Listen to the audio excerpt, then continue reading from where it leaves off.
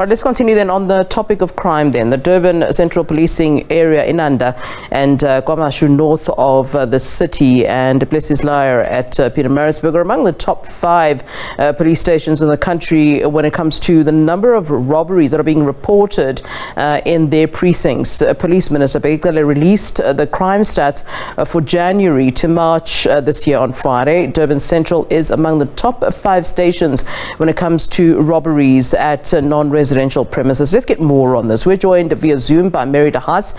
She's an independent researcher and violence monitor. Very good afternoon to you, Mary, and thanks so very much for joining us here on SABC News. Good afternoon, everybody. The sound could be a bit better from my end, but I can hear you. All right, we apologize, and I hope that my sound team did hear and will work on it. Every time we look at the crime stats, when there's been an announcement of the crime statistics, we say, how concerning it is, how worrying it is. Let's start by talking about contact crimes, which are, in fact, very worrying, i.e. murders, assaults, rapes, all are up. What does your research say, and does it speak to this? Look, when it comes to crimes like assaults, they may be underreported, of course. To start with, it's a bit like rapes because, sometimes people don't bother, or sometimes the police don't help to open the case. It's just an assault case, depending on how severe it is. Now, if there are all these contact crimes where the perpetrators are known, we need to know, well, how many convictions are there? How many cases are in court? Because obviously any physical crime is a threat to someone's life, an assault depends on the type of assault. If it's assault to GBH, it can theoretically lead to death. So it's not really surprising that the crime figures are up, quite apart from the fact, as I said, that there may be underreporting in certain categories. But the lawlessness is kind of increasing, and part of that is the problems with the policing themselves. Yeah. We are really a lawless society, I'm afraid, when I see how difficult it is to get arrests and prosecutions for cases that should be prosecuted. Yeah, what's causing this? What you term lawless society? Is it an issue? And I'm going to raise it because at the moment, we're covering the Senzo Meyiwa trial, murder trial, and one of the issues. This is a big case. This is a renowned soccer player where we are hearing situations of crime scenes being mishandled by police.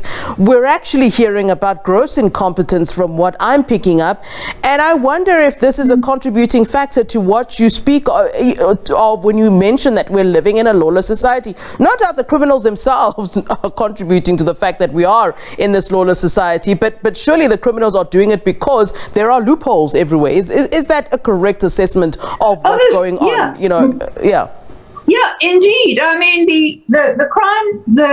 The stations in KZN which had the highest murders, well, they're very big areas, but historically they've been problem areas. The policing has been bad, the management's been bad, huge levels of corruption.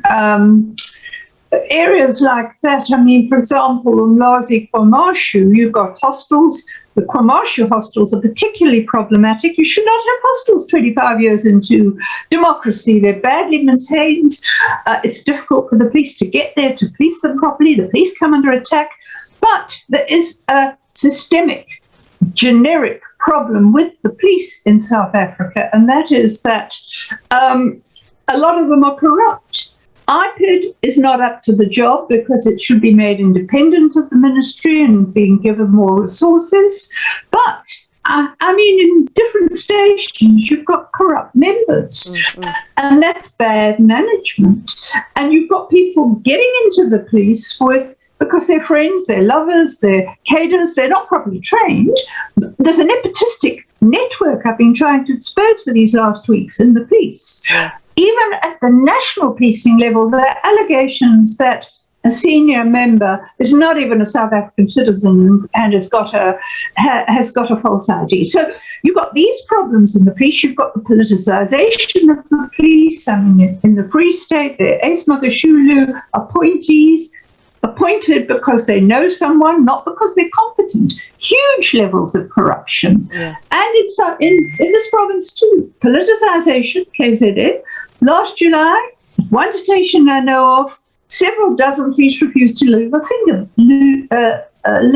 because they were Zuma supporters. Now, I mean, we are in a crisis in policing here, and the criminals take advantage of it, and the good police are risking their lives because of this, because their corrupt colleagues may be colluding with criminals who may end up shooting them because there isn't even enough control over guns or security companies here.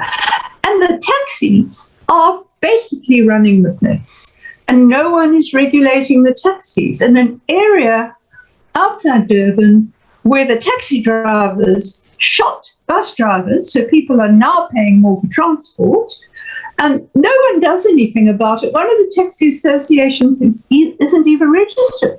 So how many lawlessness? And it starts with the government, because you draw this to the attention of the provincial government, you draw it to the attention of the police management, and nothing is done about it. I want to focus on three provinces, those having the highest murder rates. You've touched on quite a bit on KZN and the factors there. Let's look at the Eastern Cape, which is then followed by the Western Cape, and then KZN. Let's talk about the major contributors to the murder rates being so high. Look, they're high in every province, but what is it about those three provinces, and we can leave KZN for now, because I think you've really adequately expressed why KZN is where it is. But let's talk about Eastern Cape, which is the highest, and then the Western Cape. Well, the Eastern Cape, I mean, please understand, I'm based in KZN, and I have, that's why I know so much about it. I've been working with Free State people. I've got a huge amount of information. I have some information about the Eastern Cape. There are, again, widespread allegations of corruption. Police involved in stock theft, incompetent police.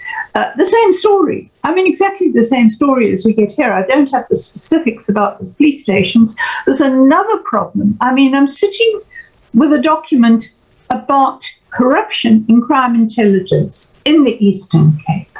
Now, wherever you go in the country, crime intelligence is a key factor, because crime intelligence is a problem.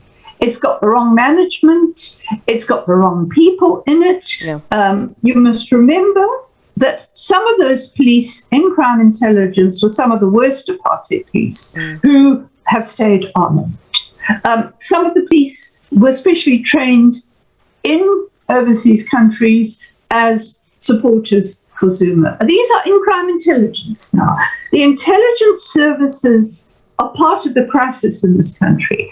And again, as I said, I've got a document that's going around that landed up with me on extent to which corruption is ruling crime intelligence in the Eastern Cape. Right. With policing, it informs your detective work.